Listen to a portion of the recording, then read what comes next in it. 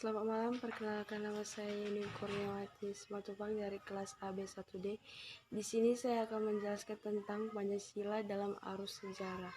Dalam arus sejarah yang dilalui oleh bangsa Indonesia, demokrasi terpimpin menjadi salah satu bentuk demokrasi yang pernah berlaku di Indonesia dan berkembang pada masa pemerintahan Presiden Soekarno sebagai pemimpin negara pertama Indonesia pada tahun 1959 sampai 1965.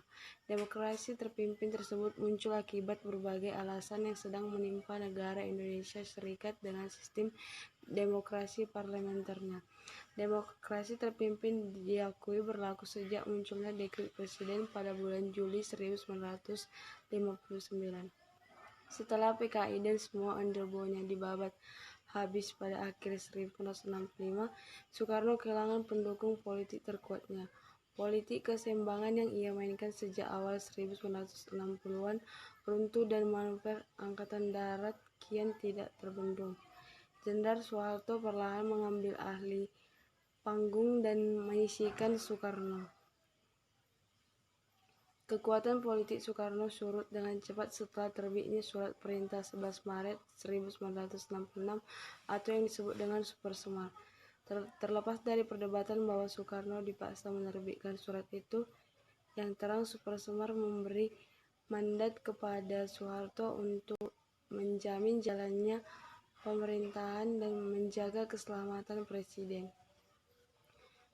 Soeharto langsung tancap gas. Pada 12 Maret Soeharto membubarkan PKI dan pada 18 Maret menangkap 15 menteri loyalis Soekarno. Lalu pada 27 Maret Soekarno dengan sangat terpaksa mengumumkan kabinet baru bentukan Soeharto.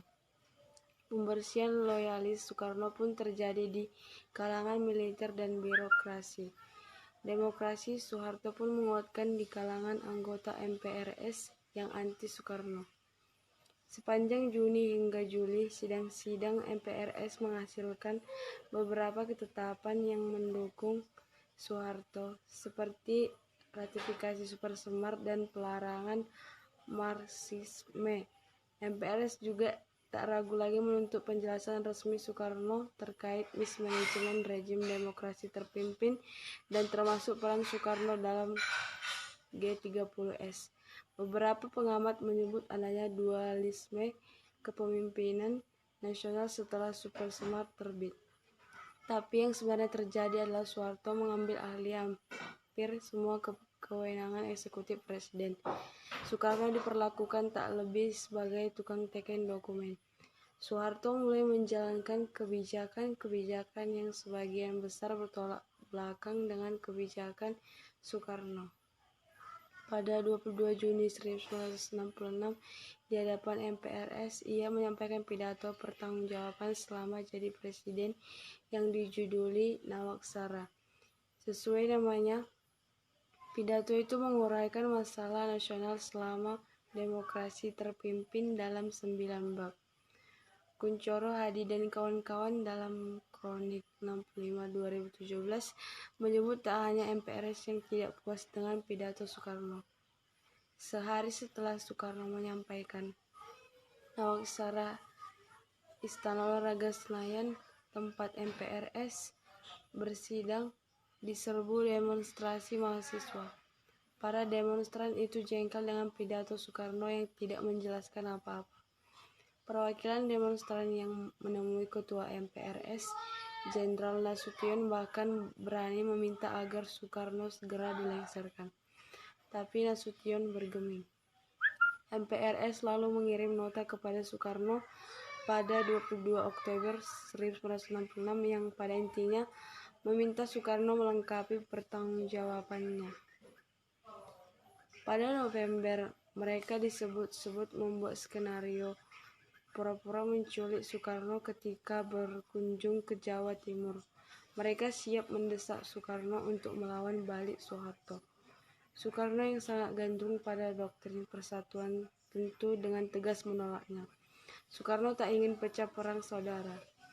Soeharto yang tahu rencana itu lantas melarang kunjungan itu dan kemudian melancarkan usaha lebih gencar untuk membungkam loyalis Soekarno. Para perwira yang dianggap masih setia pada Soekarno diberi beberapa pos jabatan yang menguntungkan.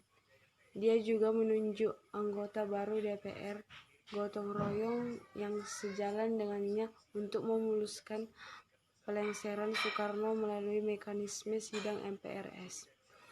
Sang penyambung lidah rakyat akhirnya mengirim nota penjelasan yang diminta MPRS pada 10 Januari 1967. Dalam nota berkepala pelengkap Nawaksara itu, Soekarno menyebut 3 alasan G30S 1965 bisa terjadi, yakni keblingernya pemimpin-pemimpin PKI, kelihan subversi neokolonialisme dan neoimperialisme, dan adanya oknum yang tidak benar. Lagi-lagi MPRS menilai penjelasan itu tidak memuaskan dan menolaknya. Itu adalah usaha terakhir Soekarno mempertahankan diri dan ia kalah.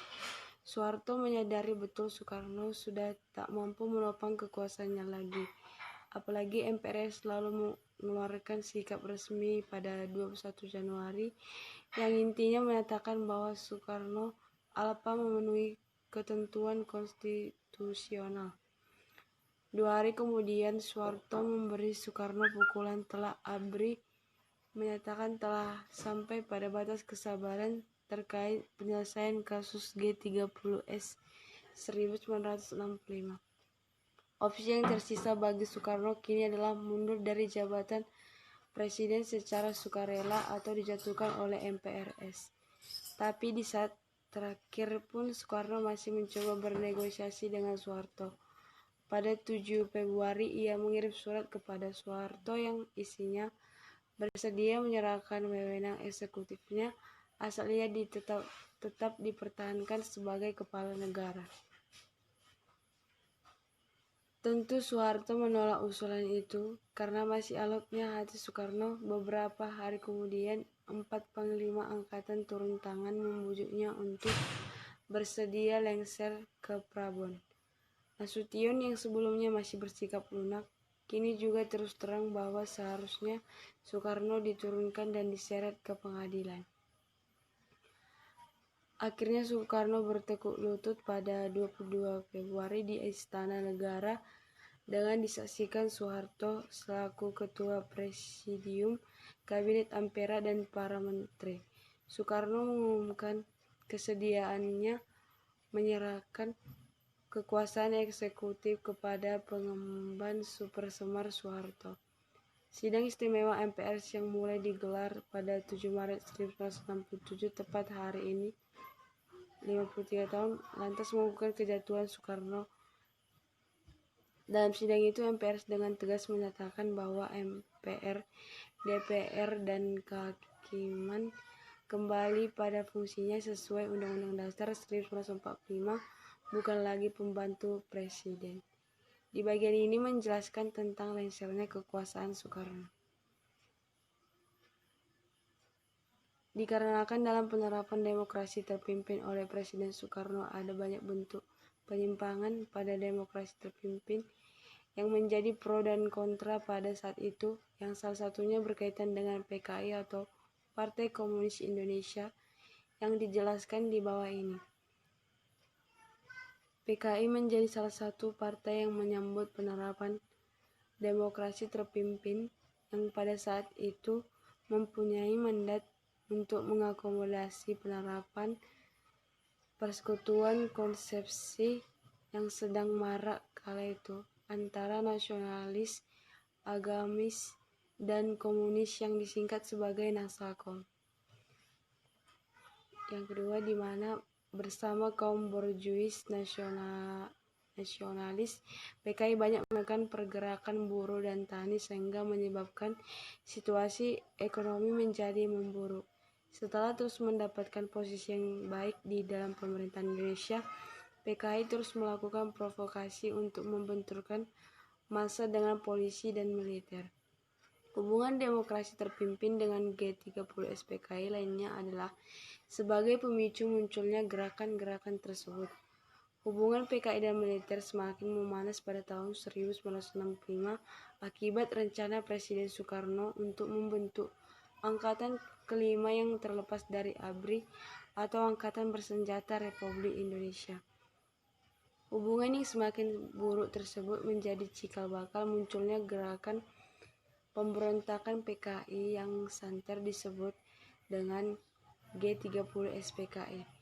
Selepas G30 SPKI, sistem pemerintahan demokrasi terpimpin tidak berlaku lagi di Indonesia dan memicu Presiden Soekarno untuk melepas jabatannya melalui Super Semar dan menyerahkan kekuasaan tak terbatas pada Soeharto yang pada saat itu menjabat sebagai Panglima Angkatan Darat sebagai awal sejarah yang cukup panjang tentang terpilihnya Soeharto sebagai Presiden Indonesia.